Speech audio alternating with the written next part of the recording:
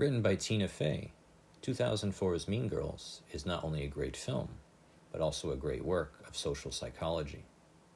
The film catalogs everyone's experience of high school, whether one was popular and high in the social hierarchy or alienated and at the bottom of it.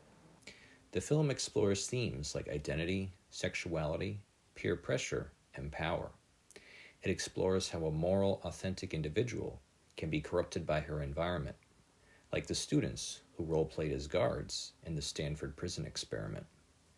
The film shows us how status can seduce us to turn against our friends, our family, and our principles. It shows us how beauty and sexuality are two of the most powerful social forces, granting wealth and status that can be used to dominate and oppress other people. The film also portrays social exclusion and shows how dynamic and fickle the world of hierarchy is, with one rising and falling quickly between high and low status. Finally, the film examines the effect all these experiences have on us emotionally and psychologically. With that said, let's explore the social jungle, Mean Girls. In Mean Girls, Lindsay Lohan plays Cady Heron, a homeschooled girl who starts to attend an American high school for the first time. Cady begins as a social outsider, unsure of how to make her way in the school. Having lived with her loving parents, spent her youth in foreign cultures, and went on expeditions on safari, ordinary life is alien to her. Due to her background, Cady is an innocent who gets immersed for the first time in the cruel social world of high school. Yet her experiences on the Serengeti will prepare her in some capacity.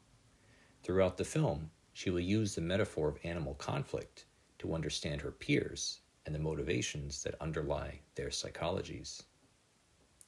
Cady begins by making friends based on authenticity and character, and meets the gothic Janice Ian, played by Lizzie Kaplan, and the openly gay Damian Lee, played by Daniel Franzese.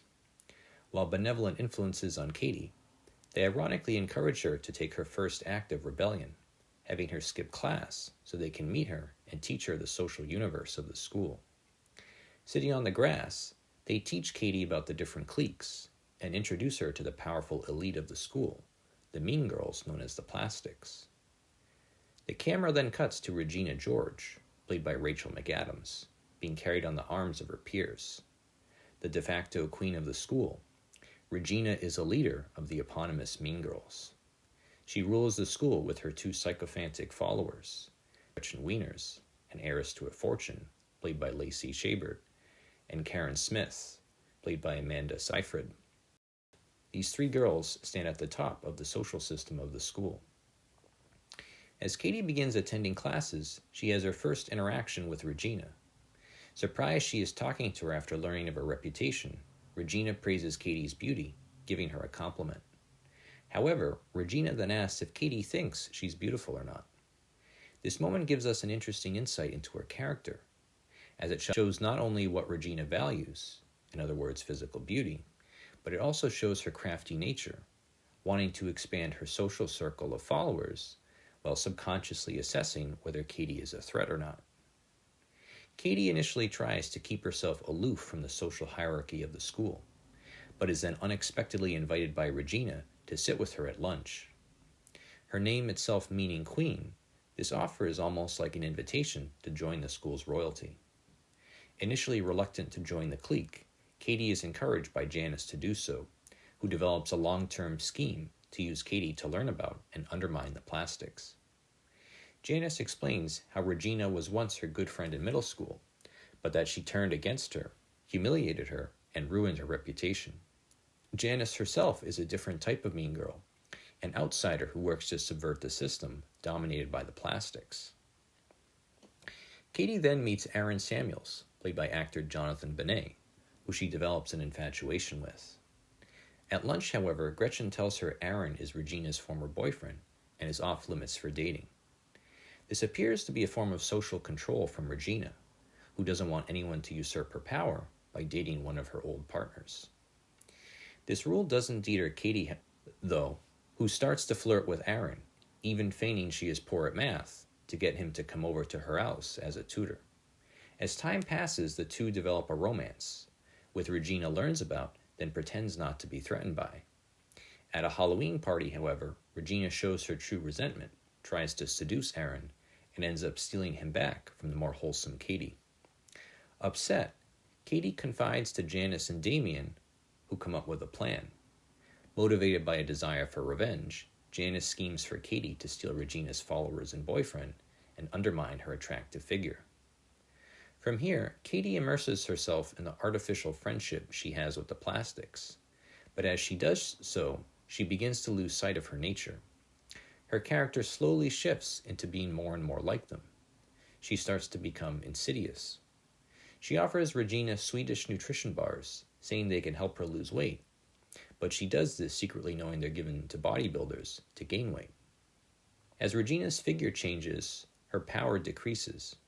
She's unable to shop at the high-end clothing store, dismissively told she can shop at Sears instead. Later, when trying to sit at the lunch table, she breaks the girls' dress code. She then finds herself admonished by Gretchen for breaking one of the clique's rules. Though she appeals to her friend, Gretchen banishes her, subjecting her to the same cruel treatment she herself had experienced earlier. Regina then goes to leave, only to be humiliated in front of everyone in the cafeteria. With Regina spurned, Katie walks out of the school with Gretchen and Karen following her, and turns, stunned to realize that with her type A personality, she's become the new leader of the plastics. Around this time, Janice confronts Katie and tells her that she's changing, that she's forgotten her former values of integrity, and that she's been with the plastics for so long that she's internalized their beliefs. Subtly, Katie has been changing. She's been talking down to others, denigrating them for their lower status and dehumanizing them. She's been using rumors, slander, shame, and exclusion to control others and manage their places in the hierarchy. There seems to be a parable here about power, that having power compromises us, and that the more appealing and high status you are, the more you lose perspective and forget where you came from. Meanwhile, Regina learns from a football player that the weight loss bars she was given by Katie were actually used to gain weight, and becomes enraged. In consequence, she tears down Katie's picture, feels completely betrayed, and then devises her plan of revenge. Regina decides to use the burn book of the plastics to incriminate Katie. She creates a false entry, pretending it was made by her friend mocking her, then shows it to the principal, hoping to elicit his sympathy. Her plan works, and with the burn book revealed, the school devolves into a terrible discord, its cruel slanders destroying all harmony and all the students' senses of self-worth. In a major public conflagration, the characters all confront each other, and in front of everyone, Katie is forced to deal with her transformation into, as Janice says, a mean girl. Having betrayed the principles she valued at the start of the film, Katie decides to reform herself and behave in an ethical way. She ceases to ostracize others and decides to become a mathlete like she was originally. This struggle of Katie's with her identity makes up a large part of the plot. Katie begins as a sincere, moral individual, then gradually loses her sense of self, her role as a plastic becoming her new identity. In the narrative, Katie fails. She's seduced by privilege and power and forgets herself, something that occurs to many people once they achieve success. Yet, the moral reckoning she experiences in the auditorium challenges her. She confronts her falsehoods and chooses to turn away from the shallow world of the mean girls, reasserting her sense of self as an individual. Katie's relationship with her parents mirrors the arc of her character. She starts close with them as a loving daughter, yet as she embraces her identity as a mean girl, with her sense of sexual and social power increasing, she diverges from them. Katie loses her sensitivity and empathy, and for a time becomes concerned only with herself. Only at the end of the film, after her redemption, does Katie repair her relationship with her parents, as well as with Janice and Damien. Themes. If we analyze the film, it explores several ideas. First, it shows the harsh social universe that lies at the basis of the human experience. Beginning in high school, where it's most obvious, and advancing into adulthood, We're all being judged by others in terms of our appearance and our place in the hierarchy. The film does a great job, such as in the scene where Katie is sitting on the toilet alone during lunch, showing the alienation that comes from our being forced into this system involuntarily. Mean Girls shows us that the social world is like a kind of Darwinian jungle. It shows us that the harsh, material desires of the human animal continue to exist, even amidst the propriety and civilization of modern life. In one scene, Katie sees everyone in the halls of the school fighting like animals on the safari. This shows us that human beings retain a great deal of their animal natures, but that we conceal them beneath the veneer of society. Freud said we were motivated by the two primal forces, Eros and Thanatos, and we see this clearly in the film. Another theme of Mean Girls is the superficial. The film shows us how shallow the average person is, and how much we use traits like beauty, wealth, and popularity to assess the intrinsic worth of an individual. While in life you can cultivate yourself in social withdrawal and become humane and wise, the world will not give you credit for this unless you have some kind of external fruit or recognition for your efforts. Beauty is another theme of the film, and Mean Girls shows us the privilege that comes from being beautiful. While being attractive can result in one being objectified, it also brings value in the experience of being intrinsically valued. Most people, like the average man, or the average woman who doesn't meet the aesthetic ideals of the plastics, are invisible, and only receive recognition from the value they can produce or add to the world. Being beautiful results in a fundamentally different experience of life, one where you're deferred to and emulated, like Regina is in the film. If you ponder the theme of beauty, the situation has only gotten more extreme in our time.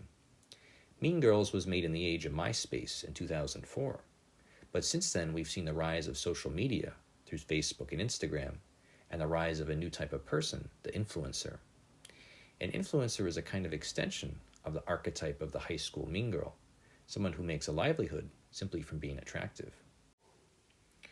While the film presents a positive message, trying to say we should avoid cliques and scorn the ruthless, constant judgment of others, in many ways civilization has gotten more shallow in the last 20 years. Comparison apps and social media have amplified the toxic culture embodied by Regina George. Meanwhile, mental health issues have increased among youth, wealth inequality has gotten more pronounced, and the decline of community and social solidarity have made us more materialistic and envious. So, if there's a conclusion we can draw from Mean Girls, it would be the following: that we should judge others holistically and as individuals, that we should be less shallow and materialistic as a culture, that we should strive for the values of social solidarity and acceptance, and that we should oppose the harsh values of hierarchy and exclusion.